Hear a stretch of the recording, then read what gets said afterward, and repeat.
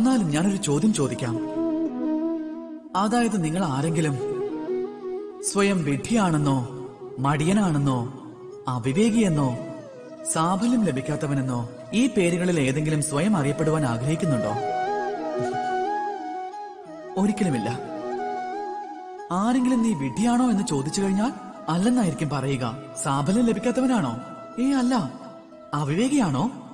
അതും അല്ല. അപ്പോൾ ചിന്തിക്കൂ, നിങ്ങൾ വിഡ്ഢിയും സാഫല്യം ലഭിക്കാത്തവനുമാകാൻ വേണ്ടി ജീവിതത്തിൽ എപ്പോഴെങ്കിലും എന്തെങ്കിലും ആസൂത്രണം ചെയ്തിട്ടുണ്ടോ എന്ന്. ഉത്തരം ലഭിക്കും ഇല്ല എന്ന്.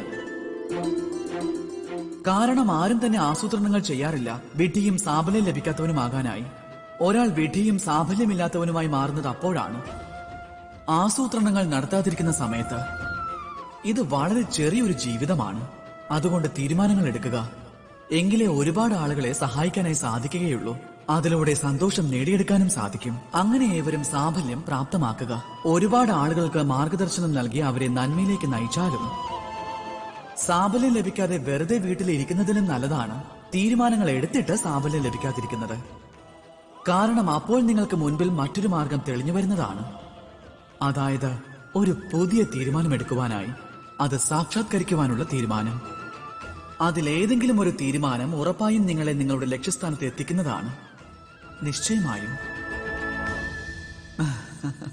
രാധേ രാധേ.